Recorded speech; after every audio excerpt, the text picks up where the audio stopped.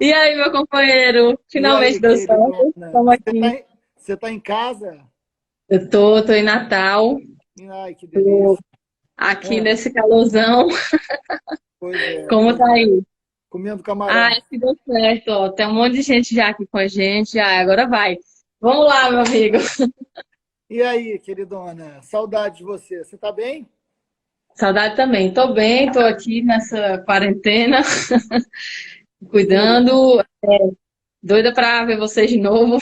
Ontem foi uma sessão horrível, né? Merecia a Você gente ter sido. ficou, eu perguntei assim, você ficou até as 2 da manhã? Fiquei até o final e depois demorei muito a dormir ainda, porque, enfim, Não, como é que irritada. dorme depois? Depois só se Hã? for para ter só se for para ter pesadelo depois daquilo, né? Exatamente. Gente, quem não sei se vocês acompanharam ontem, mas a Câmara ficou em sessão umas- até de madrugada, e se fosse 2 horas. fazer coisa que prestasse, né, se fosse debatendo as Não, medidas do coronavírus, mas não, foi aprovando o diabo da MP 905, que é do Programa Verde e Amarelo, que veio para precarizar mais os direitos trabalhistas. Então, essa foi nossa madrugada, não foi, Freixo?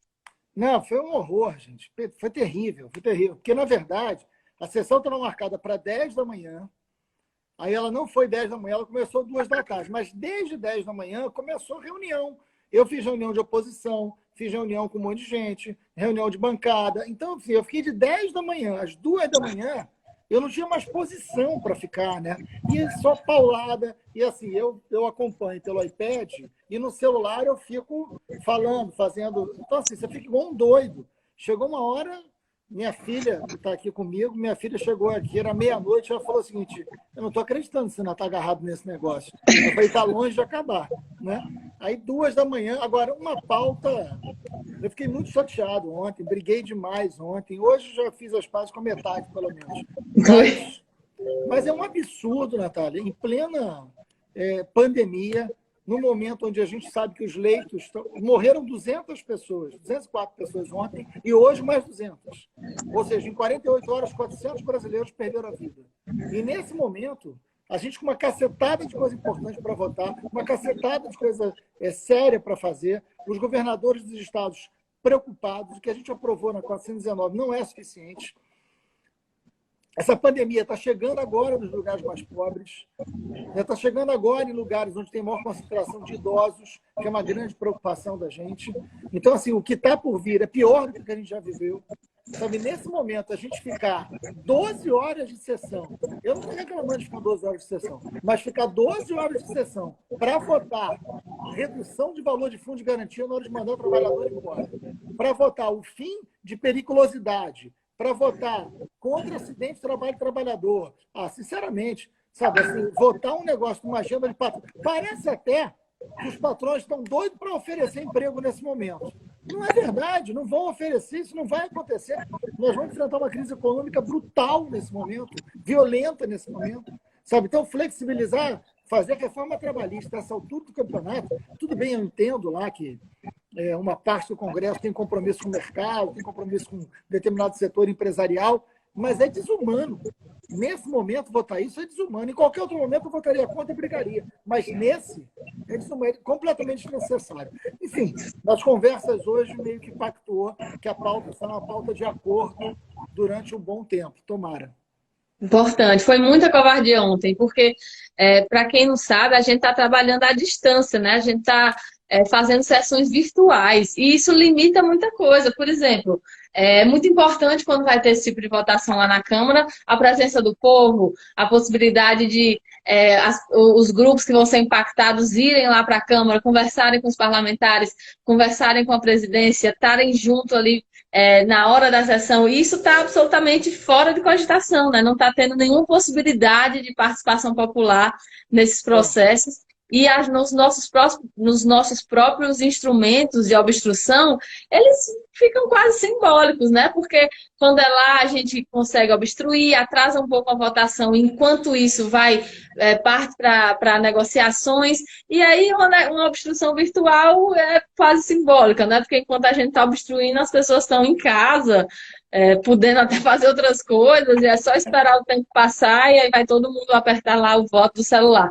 Então é muito antidemocrático que nesse formato de sessão virtual, se paute temas como esse que foi pautado ontem. Eu fico feliz com esse informe aí que tu traz e que nessa reunião dos líderes dos partidos se chegou se está arrumando para esse consenso, porque realmente era algo que, quando se estabeleceu esse funcionamento à distância, esse funcionamento virtual, tinha ficado conversado isso, né, que a prioridade iam ser os temas do coronavírus e que ia se tentar ao máximo os consensos, e aí, de repente, ontem, uma dessas medidas de destruição do governo entrar na pauta sem qualquer possibilidade de participação popular, acho que foi muita covardia, né? Foi algo que trouxe mesmo indignidade para a Câmara ontem e que bom que a gente construa esse rumo aí aqui.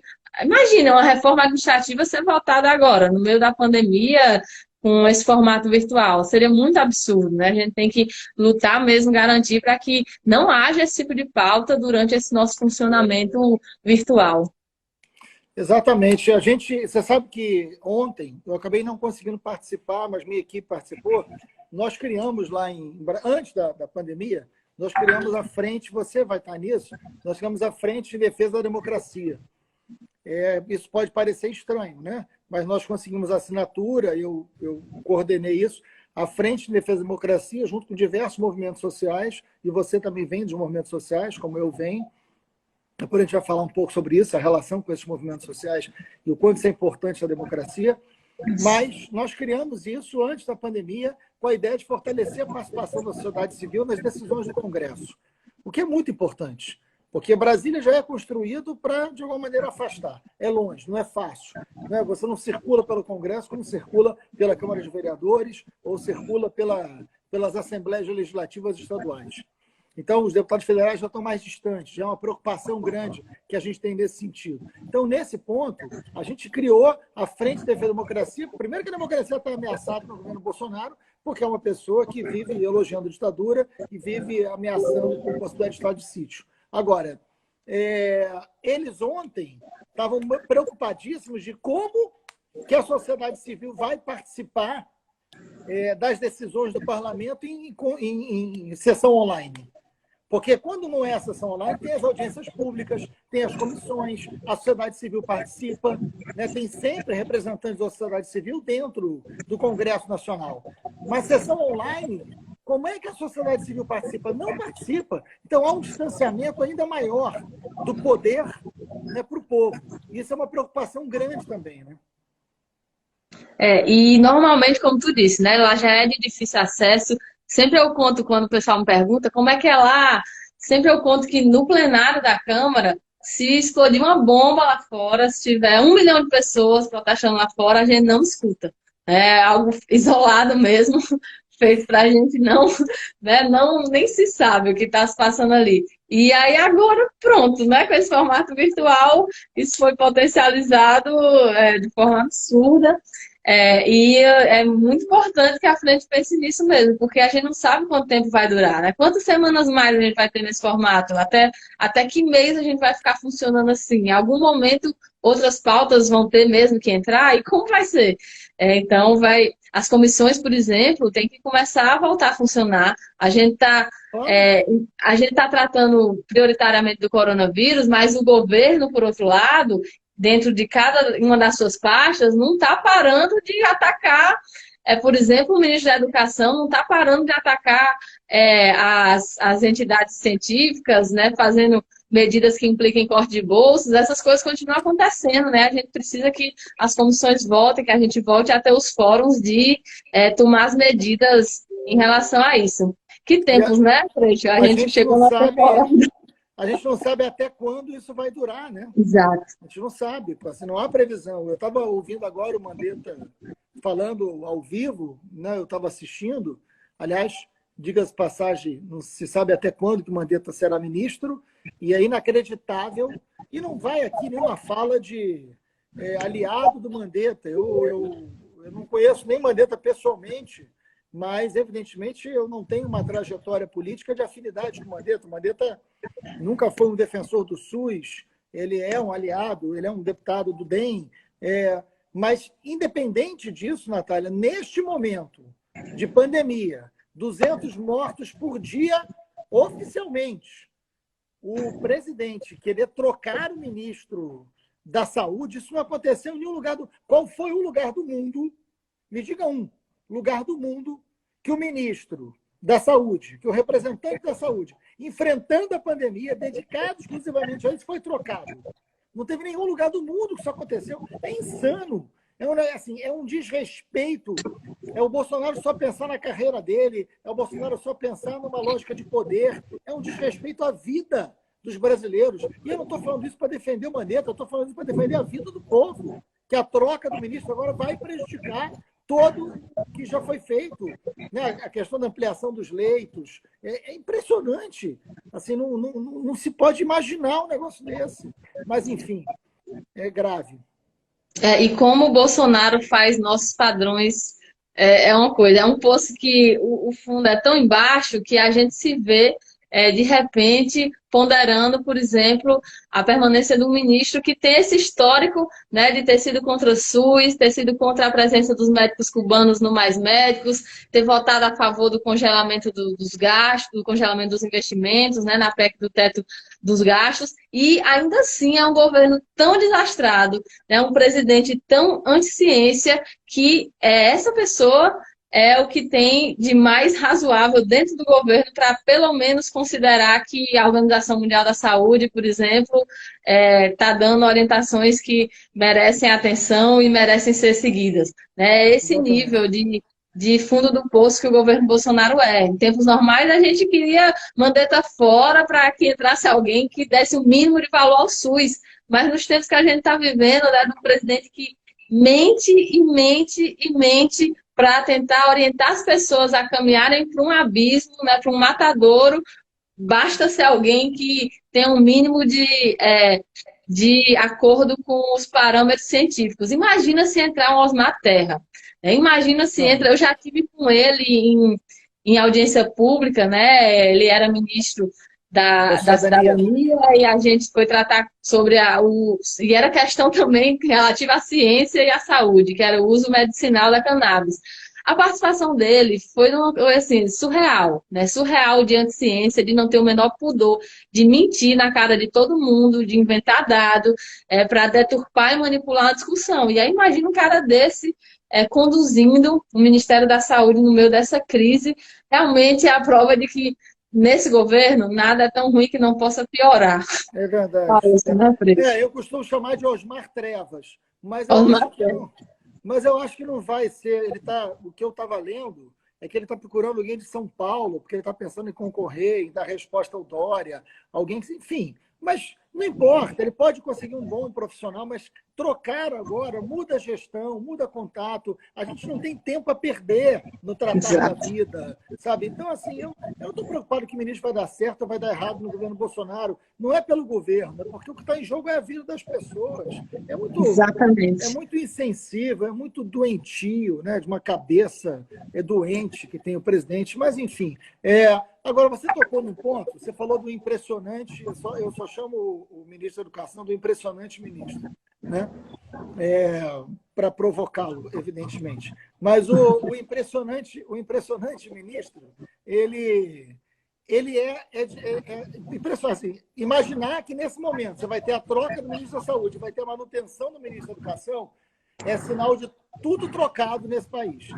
Surreal. Então, você sabe que você é advogada, depois a gente vai falar sobre isso, eu sou professor de História, eu dei aula durante muitos anos da minha vida, 20 anos em sala de aula, e durante muitos anos eu dei aula em pré-vestibulares, inclusive de pré-vestibulares comunitários. Eu estou sendo muito procurado por vários alunos desesperados com a possibilidade do Enem não ser adiado. E é legal falar sobre isso, né? Porque eu acabei de sair, eu até te falei que talvez a gente atrasasse um pouco, porque eu estava numa reunião da oposição, dos líderes da oposição, e eu sugeria que todos os líderes de oposição falassem sobre a questão do Enem, né? Porque o que acontece? As aulas estão suspensas para todo mundo, mas a gente vive num lugar muito desigual. Então, o que está acontecendo? Os pré-vestibulares particulares, as aulas estão continuando, porque são aulas online, como o Congresso está funcionando. Agora, os pré-vestibulares públicos, as escolas públicas, os pré-vestibulares comunitários, as pessoas não têm acesso à internet, as pessoas não têm computador em casa. Então, você manter o Enem na mesma data é aumentar o fosso da desigualdade. Isso é muito grave, a gente vai ter que fazer alguma coisa por isso, né? A gente tem que pautar isso no Congresso.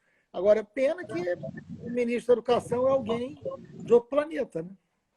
Inclusive, quando um dos primeiros pronunciamentos dele sobre essa questão, né, da relação coronavírus-Enem, foi dizendo que era um jogo de regra igual para todo mundo, então o coronavírus está aí para todo mundo, então estava todo mundo praticamente dizendo, né, todo mundo no mesmo barco, como se todo mundo fosse ser atingido da mesma forma.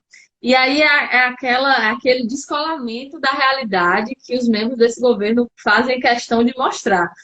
Porque imaginar que está todo mundo nas mesmas condições, para começar, nunca estiveram. Né? A nossa juventude sempre teve condições extremamente desiguais em relação a como se preparar para o Enem, quem é que consegue chegar na aula bem alimentado, depois de um bom café da manhã, chegar de carro, e quem é que passa horas no transporte público para chegar nessa aula, tem a dificuldade de acesso a material, e agora tem essa situação que tu já mencionou, que quem é que tem internet, quem é que tem uma boa banda larga em casa para ficar vendo videoaula, quem é que está matriculado na escola que está oferecendo isso, e mesmo que esteja oferecendo, quem é que tem acesso tecnológico mesmo a ficar mantendo esse ritmo, né? Então, a desigualdade que já existe naturalmente entre, principalmente a juventude, né, que é a maior parte de quem realiza o exame, ela vai se aprofundar demais agora, por causa dessas questões objetivas de como se preparar e por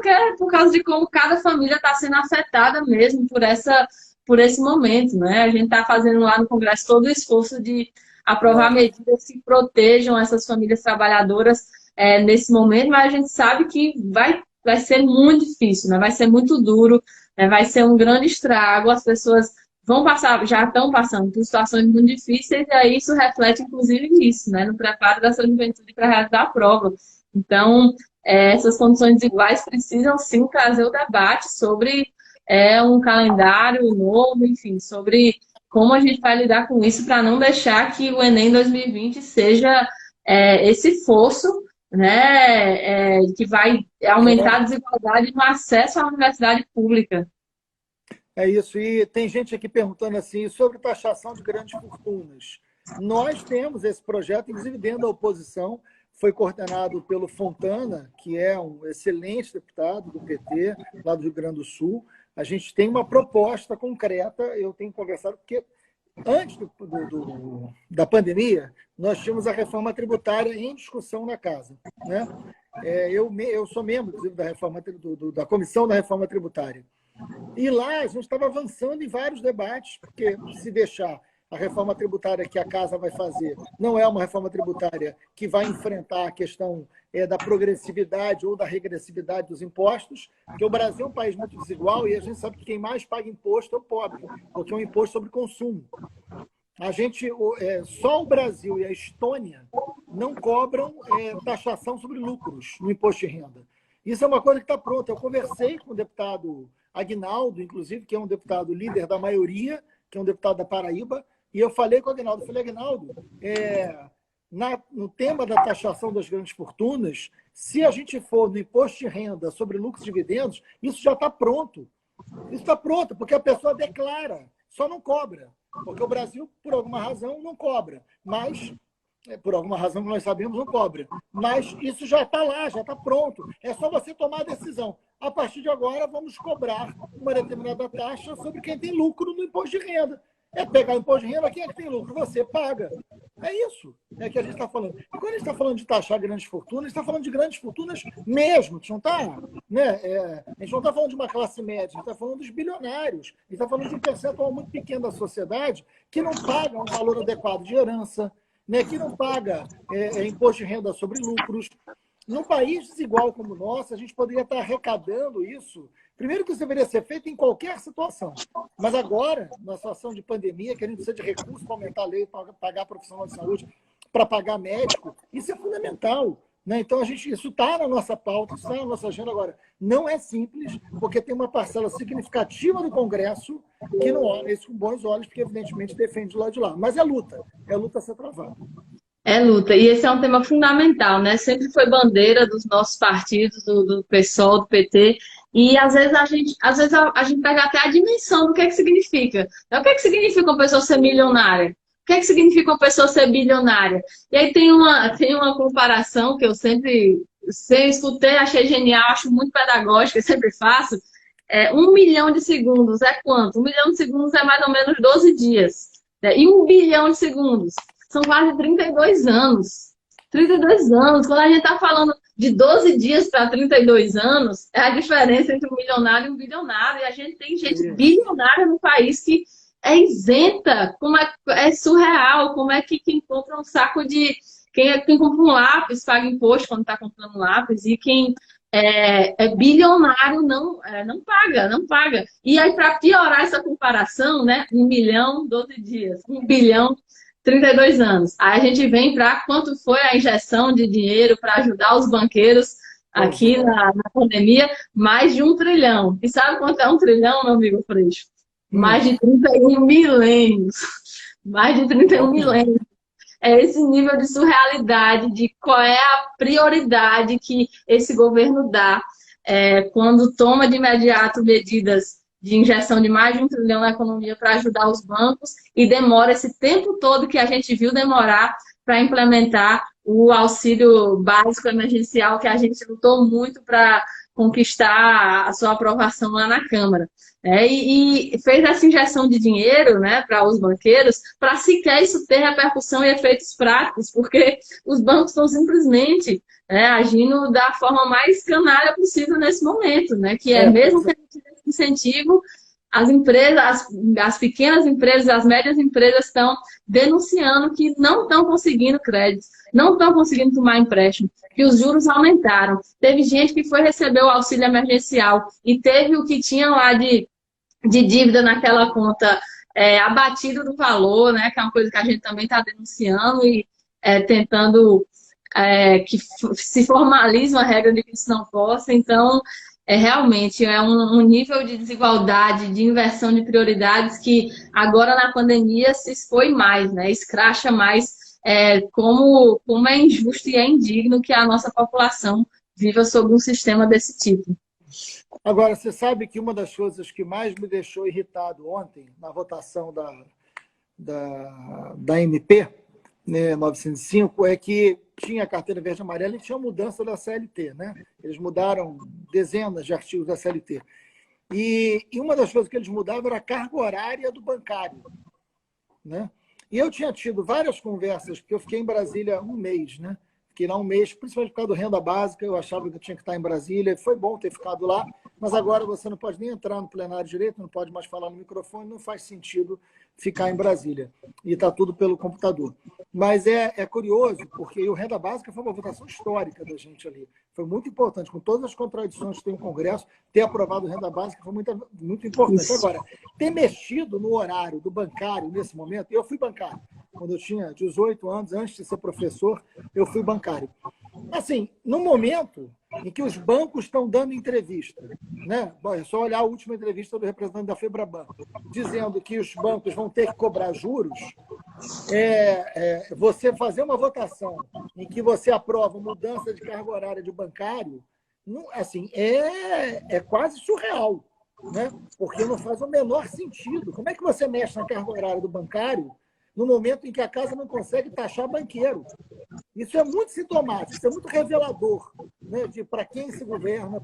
Eu tenho um grande amigo aqui no Rio de Janeiro que ele dizia o seguinte: quem diz que o governo, que é o Milton Temer, não é o Michel Temer, né, deixar isso claro. O Milton Temer, que foi deputado federal, ele tem uma frase que eu sempre repito, que ele fala: quem diz que governa para todo mundo, mente para alguém. Né? E é exatamente isso, não dá para dizer que governa para todo mundo. Assim, é isso. Não dá, assim. Eu já conversei isso com o Rodrigo. Eu falei: Rodrigo, os bancos não podem estar livres nesse momento para ganhar dinheiro na crise. E aí o Rodrigo acredita plenamente que o mercado se equilibra. Eu falei: isso não é verdade. Eu vou dar... Com uma determinada camada de clientes, o banco pode até chamar para conversar. Agora, com os mais pobres, que não têm nem acesso a gerente, que mal conseguem chegar na agência bancária, não vai ter acordo nenhum. Eles vão explorar, vão raspar o dinheiro da conta do pobre e vai ganhar dinheiro. Eu lembro quando saiu a renda básica, que a gente aprovou, veio uma notícia, porque no aplicativo do governo federal vinha dizendo que se a pessoa tivesse dívida, o banco ia poder cobrar a dívida no pagamento da renda básica de R$ 600. Eu quase surtei com aquele negócio. Eu gravei um vídeo imediatamente, foi um vídeo que teve muita audiência. Entrei com um projeto, eu e Orlando Silva, para impedir isso. E aí, rapidamente, a direção da Caixa Econômica me ligou, para dizer, não, nós vamos cobrar, nós vamos consertar. Eu falei, mas, porra, assim, imagina se banco vai ganhar dinheiro nessa altura do campeonato, né? A gente tinha que legislar sobre isso com um pouco mais de coragem. Tem gente, sempre na crise, não é todo mundo que perde, né? Sempre tem alguém que ganha. E aí, nessa história recente brasileira, está sendo os bancos, né? Porque a gente está agora vivendo essa crise sanitária, essa crise está aprofundando a crise social e a crise econômica que não surgiu por causa do coronavírus. É que a gente já estava vivenciando, a gente já tinha 40% da população trabalhadora na informalidade, a gente já tinha 13 milhões de pessoas na miséria, a gente já tinha o PIBinho do Guedes, né, de 2019, e isso agora vai aprofundar, certo? Mas enquanto tudo isso estava acontecendo e a gente já estava nessa crise social e econômica, os bancos estavam batendo recorde, né? Eles estavam batendo recorde de lucro, né? Então, eles literalmente aproveitam esses momentos para aumentar seus lucros. É o que vai acontecer se o Senado aprovar a SMP, do Programa Verde e Amarelo, né?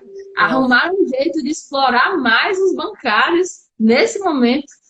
Então, a gente está usando o tempo do Congresso para isso, né? Para como explorar mais a população e como aumentar o lucro dos bancos, em vez de como fazer quem tem a maior possibilidade de pagar a maior parte dessa conta. Deixa eu vou me reapresentar aqui, que eu acho que tem muita gente das suas redes que pode não me conhecer. Eu vi alguém dando essa sugestão aqui nos comentários. Sou a deputada Natália Bonavides, do PT do Rio Grande do Norte. Estou aqui com muito prazer e honra, convidada pelo meu amigo Marcelo Freixo. E, Natália, diz aqui, fala mais de você. Assim, eu sei que você é advogada, você trabalhou com os movimentos sociais em Natal mesmo, ou no interior do Rio Grande do Norte, não sei. Fala um pouquinho, como é que é a tua história de luta aí no Rio Grande do Norte, que eu acho que é importante. Eu sou aqui de Natal mesmo, tenho família cearense, quase toda a família cearense, mas sou de Natal. Como tu falou, sou advogada e aí na faculdade de Direito eu me formei na UFRN. Estou vendo, inclusive, que tem um monte de gente aqui do Rio Grande do Norte assistindo. Já pediram para mandar beijo para Mossoró, para Caicó.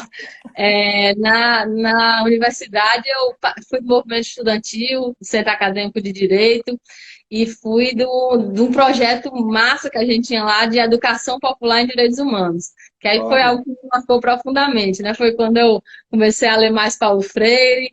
E tu sabe, né? Essas coisas mudam muita gente. E aí, nesse projeto de educação popular em direitos humanos, a gente tinha muito contato com movimentos sociais, que a gente fazia alguns trabalhos em comunidades tanto rurais quanto urbanas.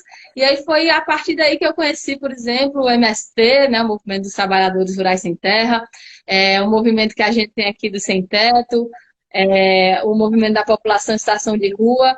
E aí me formei e passei a sempre trabalhar com esse tema, né? Fui advogada no Centro de Referência de Direitos Humanos, que a gente tinha aqui na UFRN.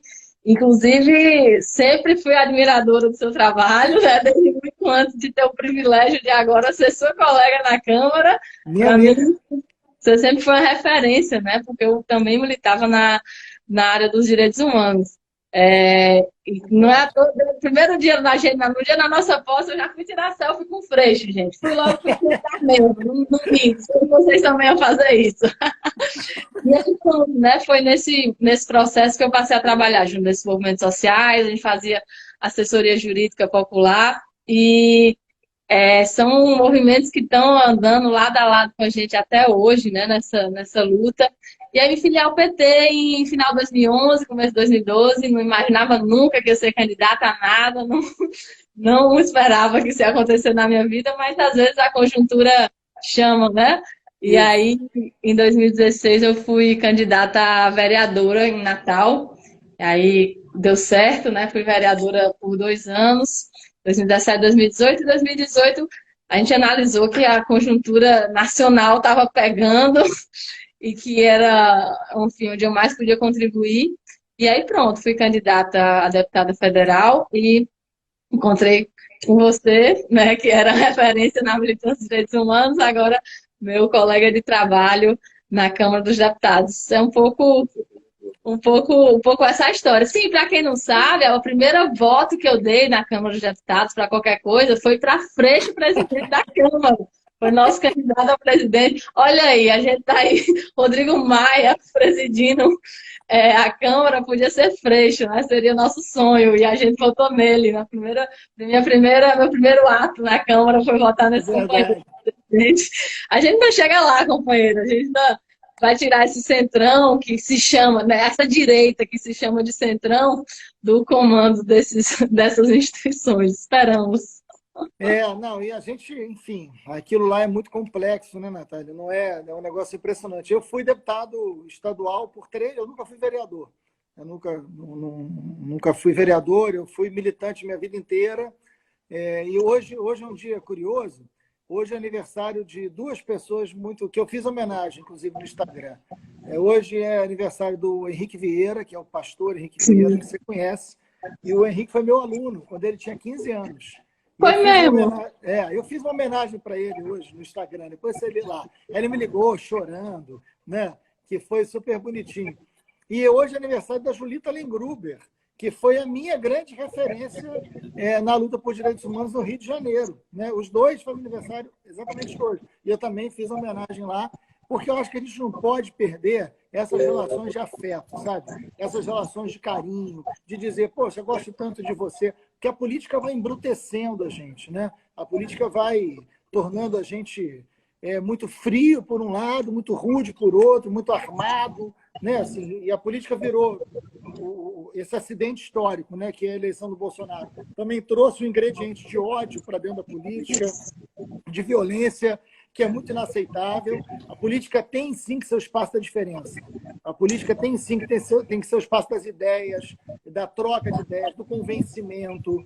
Agora, da violência, do ódio, da intolerância, isso é muito ruim. Isso é um tempo histórico muito ruim que a gente está vivendo. A gente precisa superar isso. Então, que a gente possa ter os espaços de entendimento. Né? A casa legislativa tem que ser assim. E eu trabalhei durante muitos anos com Paulo Freire. Você falou do Paulo Freire, que você teve acesso. E eu queria muito, e tem muita gente jovem assistindo a gente aqui, eu queria indicar muito, assim, até porque você vive um momento onde o ministro da Educação persegue o Paulo Freire. Né? Esse imbecil desse ministro, né? É o mínimo do que dá para chamar ele. Pelo menos em público, né? Porque, assim, o Paulo Freire tem uma importância. Eu trabalhei como educador popular dentro das prisões durante muitos anos. Eu era muito novo, 21 anos, eu comecei a trabalhar nas prisões, dando aula de história e aula de alfabetização de adultos. E aí a gente tinha um grupo de jovens que ia para dentro das prisões dar aula, num projeto voluntário, sem ganhar nada. E a gente fez um grupo de estudo sobre Paulo Freire para usar o método Paulo Freire nas prisões. E foi um negócio que mudou a minha vida completamente. Eu trabalhei muitos anos com isso. Eu era muito novo, imagina, eu tinha 21 anos.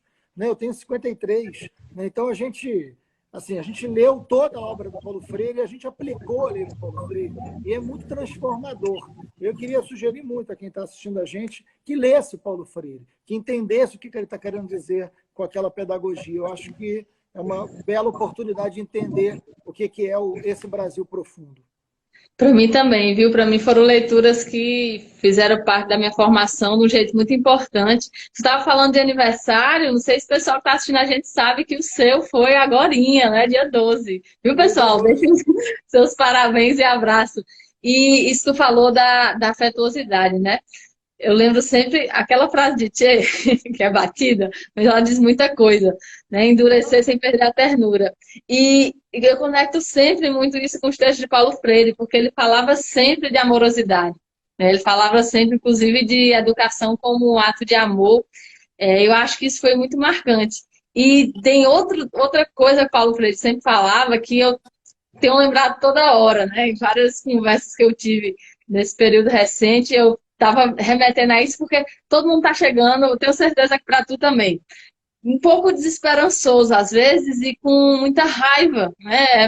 Tá sendo muito duro abrir o jornal a cada dia e ver o tanto de absurdo que tem acontecido, né? De ver esses espaços institucionais todos ocupados por quem tem projeto antipovo e as pessoas com muita raiva e muito angustiadas com isso. Como é que a gente vai sair disso? E aí Paulo Freire tinha uma expressão que era a justa raiva, né? É, E é tudo bem ter raiva às vezes, né? Tudo bem ter raiva com essas coisas que geram indignação. A injustiça deve mesmo causar esse tipo de indignação. E é aí ele chamava, legítimo, né? é legítimo, é? E aí ele chamava de justa raiva exatamente aquela raiva que não paralisa a gente, né? Não faz a gente ficar sem É, reação observando, mas muito pelo contrário, que traz na gente uma vontade de se indignar e de querer transformar aquilo que está causando essa tal dessa raiva. Isso tem uma coisa que a gente está tendo recentemente, é raiva, né? De tudo, todo fato. esse desmonte, tudo isso que está acontecendo, né? Um presidente genocida que não tem o menor pudor de escolher entre lucro de banco e de grandes empresários e a vida das pessoas. Isso realmente é da indignação, é que a gente transforme, né? A cada dia essa indignação nessa justa raiva que mova a gente para alterar o estado das coisas tão duro que a gente Exatamente. vive hoje. Não, e assim, a justa raiva é completamente diferente do ódio. A Isso. justa raiva, ela é uma. O Paulo Freire falava isso, a justa raiva é uma reação a uma injustiça. Né? A justa raiva é um posicionamento. A justa raiva é um posicionamento perante algo que você reage. É diferente de um ódio como projeto. É Exatamente. diferente do ódio como negação do outro. A justa raiva é a defesa de um outro indefeso. Então, é o oposto da produção do ódio que a gente tem hoje. Né? E Exato. o Paulo Freire foi, talvez tenha sido o pensador mais marcante em toda a minha vida, mesmo eu tendo feito história, tendo lido muita gente, mas é porque o Paulo Freire, a gente, como de jovem, aplicou. Né? A gente interferiu na vida das pessoas que precisavam muito. Né?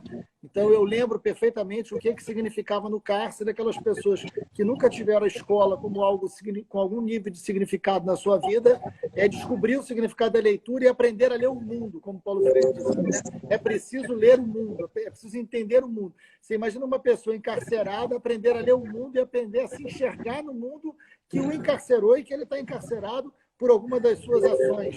Mas que isso sim era um significado de liberdade muito profundo. E como dizia Paulo Freire, o educador só é o educador quando ele se educa no processo de aprendizagem. Né? E É a isso. gente, enfim, acho que é um processo e a política tem que ser um lugar também para a gente aprender. Agora, a gente não pode desaprender a ser humano, né? A sentir essa justa raiva, mas sentir amor, sentir afeto, sentir carinho, sentir cuidado, desejar cuidado, cuidar um do outro. E a gente vive esse momento tão duro hoje, né? Momento de isolamento, mas momento, ao mesmo tempo, de uma reflexão profunda, né? Hoje eu estava falando com a minha filha, eu falei, olha, é um momento que eu estou sem ver minha mãe, por exemplo. Minha mãe tem 80 anos, eu estou sem ver minha mãe, não posso ver minha mãe por causa da segurança dela, né? Porque eu peguei avião, enfim, não posso Sim. ver minha mãe. E aí tem um lugar de dor, tem um lugar de saudade. O que a gente faz com esses sentimentos? É também uma chance, Natália, de ter um mergulho mais profundo dentro de nós, né? Um mergulho que o dia a dia, que a correria, que o trabalho impedem. Agora a gente tem uma chance de fazer um mergulho mais profundo dentro da gente. Conhecer um lado da gente que talvez a gente não quisesse, não deixasse, não desejasse, mas agora a gente pode fazer. E quem sabe, nasce algo melhor coletivamente depois, né? É isso. Eu acho, para mim, a esperança é o que nos move, né? Algo que a gente não deve perder nunca. Um parênteses, tu falou da tua mãe, eu também estou sem ver a minha, só que eu vi que ela está assistindo a live, acredita? Eu já vi os Olha, comentários dela aqui. qual é o nome dela? Sirlene, deixa Um um beijo, beijo para a mãe. parabéns para sua filha, viu? Parabéns. Mãe Coruja, tá acompanhando todas as lives. Mas isso que tu estava falando, né? Desse momento, eu também acho que é um momento de muitas reflexões que têm que ser feitas, né? Não só sobre a nossa. Oh, meu pai aí, meu pai diz, eu também estou. Beijo. Um beijo para ele também. É um momento de muita reflexão, né? Não só reflexão sobre nosso lugar no mundo, né? Nossa postura no mundo, mas até mesmo reflexão sobre que modelo de sociedade a gente está, né? Em que que sistema tão cruel foi esse que fez a gente chegar até aqui, né? E viver uma pandemia em que tem gente que está dormindo em papelão na rua, enquanto tem gente que está curtindo a quarentena num barco em alto mar, com pessoas lhe servindo, né? Que modelo de sociedade foi esse? Como é que a gente chegou até aqui? Claro. Como é que o sistema capitalista fez essa hegemonia de esse tipo de coisa acontecer, tipo que aconteceu ontem, né? A gente parar os trabalhos da Câmara no que dizem respeito às medidas de enfrentamento ao coronavírus para aprovar uma medida para aumentar o lucro de empresário.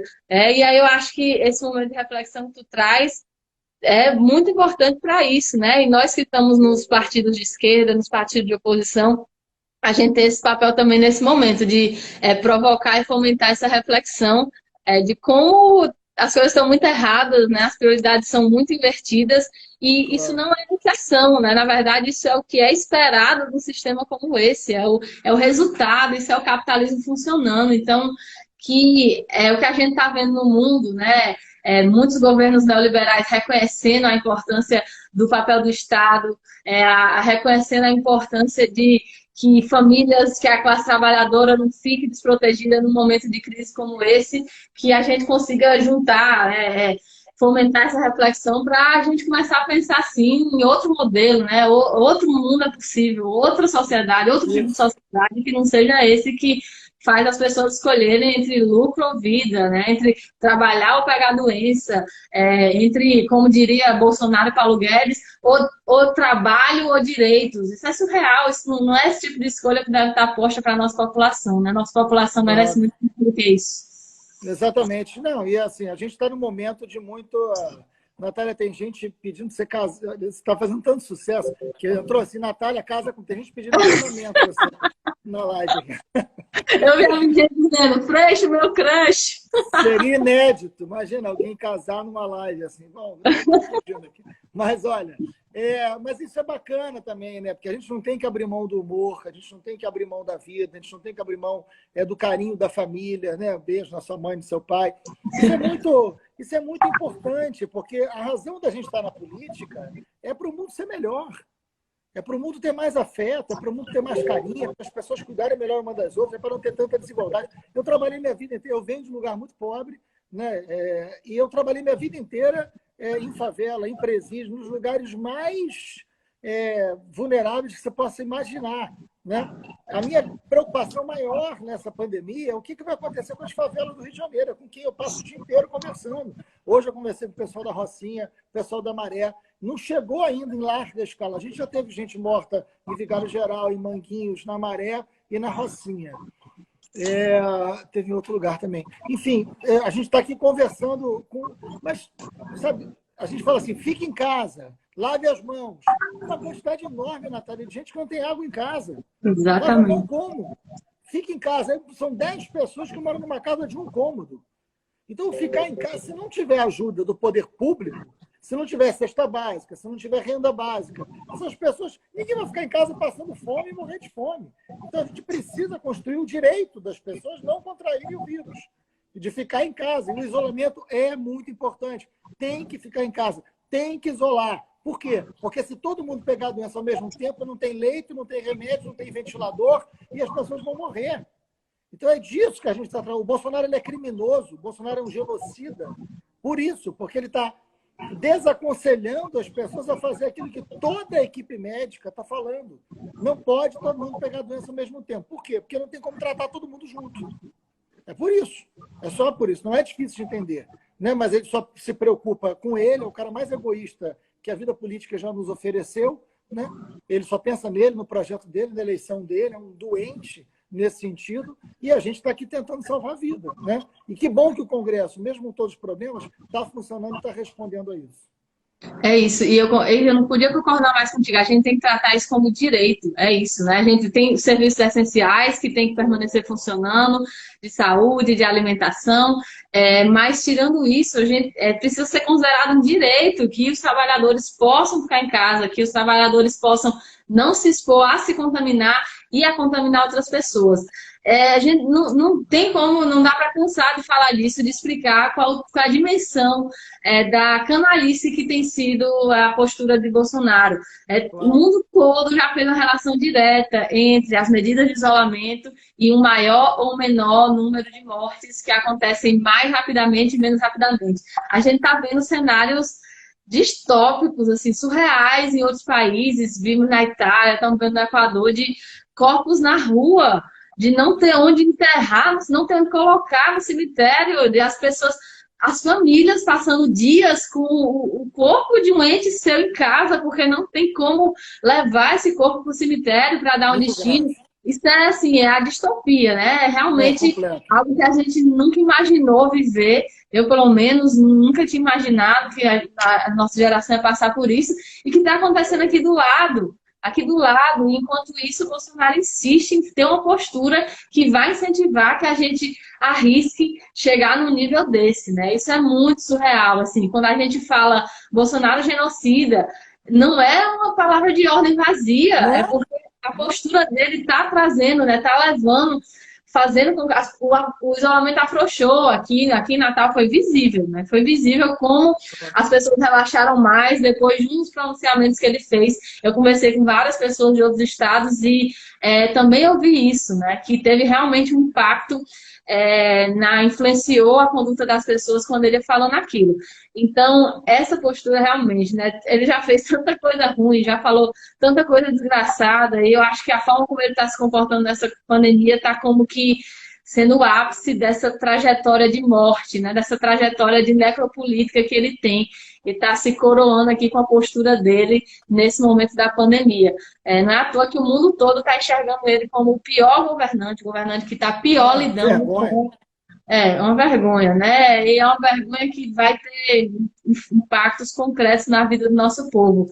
Minha Nossa Senhora, realmente não tem como a gente passar por isso sobre esse governo. Né? É simplesmente incompatível, né? Quando a gente... Tem gente que diz, não, vocês estão criticando o governo na hora dessa, no meio da crise sanitária. Gente, é o melhor amigo da crise, é o melhor amigo do vírus, é o melhor amigo da doença, é Bolsonaro. Então, essa crítica faz parte, sim, do enfrentamento à pandemia. Quando a gente denuncia a postura dele, quando a gente denuncia que as orientações que ele vem dando vão empurrar as pessoas para o perigo, para o risco de morte, isso também faz parte, infelizmente, que a gente não queria estar passando por isso, por uma pandemia sob uma presidência dessa, isso também faz parte do nosso enfrentamento à crise sanitária, sim. Exatamente. Natália, querida, saudade imensa de você. Saudade mesmo. E ó, queria aconselhar quem assistiu, já ficou mais de 400 pessoas aqui assistindo a gente, muito obrigado. Queria sugerir que seguissem a Natália. A Natália Benavides é uma deputada extraordinária, super atuante, e é muito importante que a gente tenha esse processo de renovação na política, mantendo a qualidade. Então, sigam a Natália, vale muito a pena.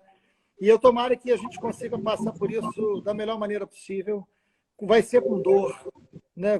Enfim, não tem como, é uma tragédia muito profunda, mas que a gente consiga salvar vidas no que a gente está fazendo, no diálogo, na luta, votando coisas importantes, divulgando coisas importantes, conversando com as pessoas. Muito obrigado a todo mundo que fica acompanhando a gente. As redes sociais hoje são instrumentos importantes de socialização de informação, né? Muita gente bacana nos lugares mais pobres, socializando informação, num trabalho voluntário bonito acontecendo. A gente está tentando divulgar isso aqui o tempo inteiro. Enfim, vamos seguir na luta. É um prazer imenso ser seu amigo, estar perto de você. Adoro você. Parabéns, um beijo na sua família e todos os seus companheiros aí. Um beijão, Freixo. Queria agradecer a todo mundo que acompanhou a live. Muito bom. Para mim, essa hora passou voando, né? Eu estava me sentindo mesmo, batendo um papo contigo. Foi muito bom para diminuir um pouquinho a saudade. Que tudo isso acabe logo, a gente possa se dar um abraço o mais rápido possível. E queria dizer da honra que foi, né? Não só participar dessa live, você ter me convidado, mas principalmente de ser hoje seu companheiro ali na nossa trincheira, que tem sido, né, alguém que eu já admirava desde sempre, e agora estou tendo esse privilégio de estar junto mesmo nessa trincheira. Um beijo bem grande, saudades, que a gente se encontre logo. E um beijo a quem está nos assistindo. Fiquem em casa, quem puder, se cuidem, fiquem saudáveis e a gente vai passar por essa. Até mais, boa noite. Tchau, tchau.